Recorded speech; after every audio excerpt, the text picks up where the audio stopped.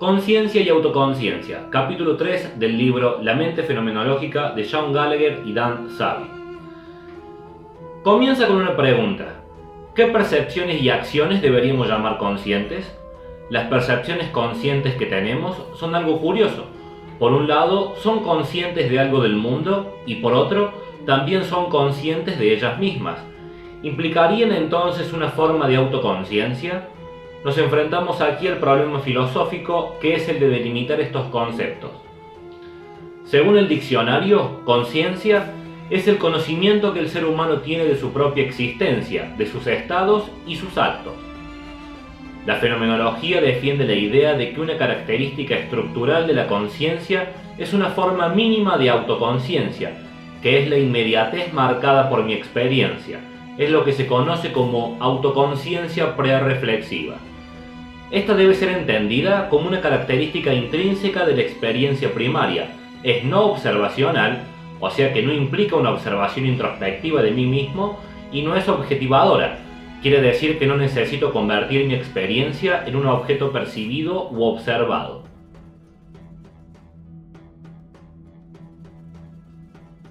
Conciencia y autoconciencia. Nos dice Husserl que la autoconciencia es la corriente de experiencia de un individuo, se caracteriza por la autoaparición o automanifestación, y no es necesario prestar atención a nuestra vida consciente, convirtiéndola en objeto de mi pensamiento, sino que la autoconciencia es un rasgo que caracteriza la dimensión experiencial. ¿Cómo puede ser esto? Pues que en mi experiencia del mundo yo siempre estoy familiarizado conmigo mismo. Esta autoconciencia prerreflexiva es primaria, en el sentido que no dudas de que sos vos al que le ocurren las experiencias. En esta misma línea de pensamiento tenemos también a Heidegger y a Sartre. Esta manera de concebir la conciencia, donde el rasgo fundamental es la autoconciencia prerreflexiva, primaria y familiar, debemos esclarecer el concepto de primera persona. Una perspectiva débil de primera persona es la manifestación subjetiva de la propia vida experiencial, que es la autoconciencia prerreflexiva, y una perspectiva fuerte de primera persona supone la habilidad lingüística y conceptual para clasificar las experiencias como propias.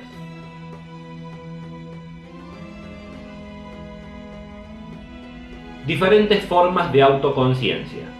Para una rama de la filosofía, Lynn Ruder-Baker arguye que para tener autoconciencia uno debe ser capaz de pensar sobre uno mismo como uno mismo. Esto presupone la posesión de un concepto de primera persona fuerte. Nos dice, solo se es autoconsciente desde el momento en que uno puede concebirse a sí mismo como sí mismo y tiene la capacidad lingüística de usar el pronombre yo para referirse a sí mismo. Para otro movimiento filosófico, de la mano de Kazan, la autoconciencia depende de la capacidad de autoatribución de experiencias, además de ser consciente de tu propia identidad. Si nos movemos hacia la psicología social, George Herbert Mead nos dice que la autoconciencia llega a ser para uno mismo en virtud de las relaciones sociales con otros, esto es, adoptando una perspectiva de tercera persona hacia uno mismo. Entonces, autoconciencia es la habilidad de llamar en nosotros un conjunto de respuestas definidas que pertenecen a los otros del grupo. Dentro de la psicología evolutiva, se considera que la autoconciencia aparece en el humano alrededor de los 18 meses con la capacidad de reconocerse en un espejo. Otros autores han elevado los estándares del concepto de autoconciencia. Para ellos, la autoconciencia requiere la capacidad de ser conscientes de las experiencias como experiencias, necesitando que el sujeto posea conceptos sobre objetos o estado de las cosas. Para ellos, la autoconciencia aparece alrededor de los 4 años, con los experimentos de falsa creencia. Finalmente, los teóricos de la narración sugieren que la autoconciencia solo aparece sobre la base del dominio de nuestro propio relato vital, es decir, la autoconciencia está ligada a nuestra habilidad de desarrollar autonarrativas. Para la fenomenología existen diferentes grados de autoconciencia, siendo el primero la autoconciencia prerreflexiva, donde además de tener conciencia de, por ejemplo, un objeto percibido, estoy familiarizado con esa experiencia. La autoconciencia es entonces la continua manifestación en primera persona de la vida experiencial.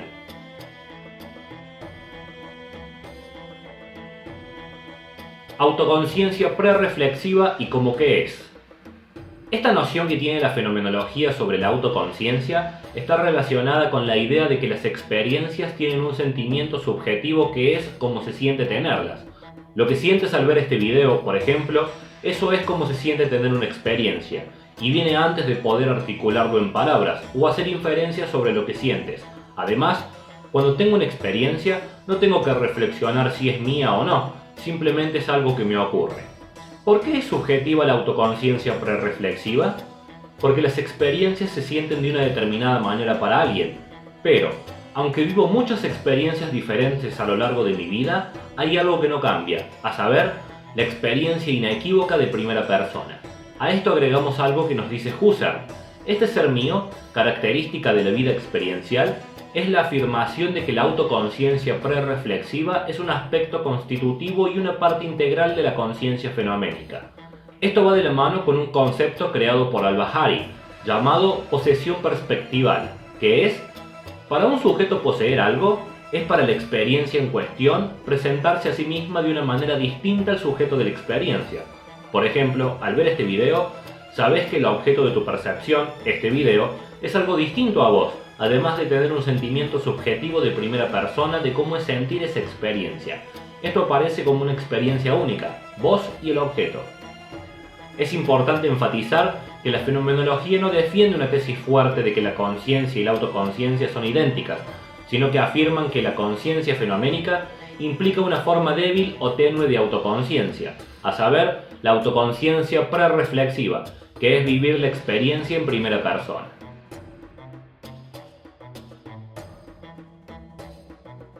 Teorías de primer orden y de orden superior de la conciencia.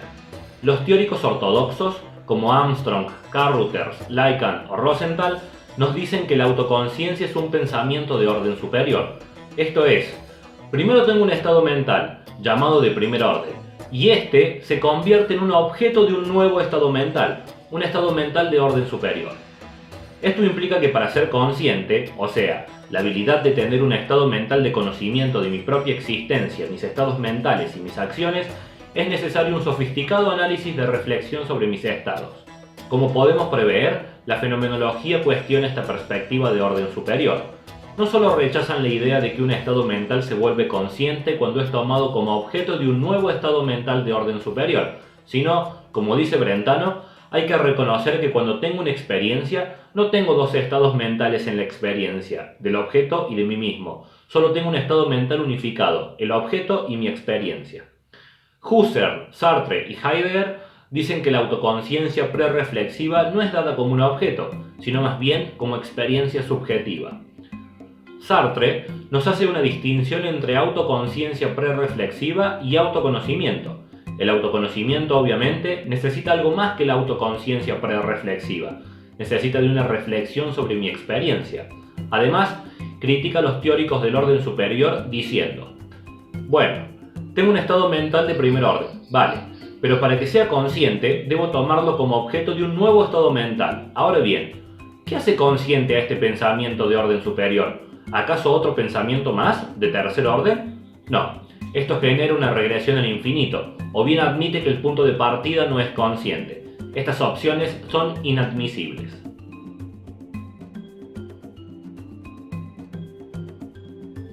La visión ciega. Los teóricos del orden superior se apoyan en el caso de la visión ciega como evidencia de su teoría y como objeción a la idea de la autoconciencia prerreflexiva. La condición de visión ciega es una forma de ceguera causada por una lesión en el córtex visual primario, donde los ojos del sujeto envían información visual a su cerebro, pero este no tendrá percepción consciente a causa de la lesión. Esta información todavía puede procesarse en otras áreas del cerebro. Esto es planteado como la hipótesis de una segunda vía de información visual. Lo curioso acerca de la visión ciega es que, si al paciente se le pide detectar y localizar estímulos visuales, lo hace. ¿Cómo? Adivinan, y muchas veces más del promedio del azar. De esto se saca la conclusión de que pueden percibir sin ser conscientes. De esto se agarran los teóricos del orden superior. Nos dicen que este saber no consciente es un tipo de estado mental igual al de una persona con visión intacta, y se diferencian en que el sujeto con la visión intacta es consciente mediante una percepción o un pensamiento de orden superior. ¿Qué dice la fenomenología de esto? Nosotros describimos un estado mental consciente per se, y no una descripción de un estado mental no consciente. Así que, a otra cosa, muchachos.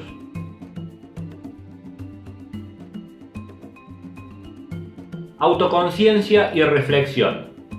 Mientras que la autoconciencia prereflexiva es una dimensión intrínseca y no relacional de la experiencia, la reflexión es una forma compleja de autoconciencia, donde toma la autoconciencia prereflexiva como objeto de su reflexión. Siguiendo a Sartre, podemos decir que la conciencia tiene dos modos posibles de existencia, uno prereflexivo y otro reflexivo, donde la primera tiene prioridad existiendo antes que la reflexión. La reflexión depende de la existencia de una conciencia prereflexiva. Ahora bien, ¿hasta qué punto la reflexión nos permitirá revelar las estructuras de la experiencia vivida? Husserl nos dice que nuestras experiencias son tácitamente autoconscientes, pero también están disponibles en la reflexión. Está en la naturaleza de la reflexión comprender algo que ya estaba siendo experienciado antes de la aprehensión. Para Husserl, Sartre y Merleau-Ponty, la reflexión se ve limitada por lo que es vivido prereflexivamente. Según ellos, debemos concebir la autoconciencia prereflexiva no como una autoidentidad estática, sino como una autodiferenciación dinámica y temporal. Así terminamos el capítulo número 3, Conciencia y autoconciencia del libro La mente fenomenológica de John Gallagher y Dan Savy.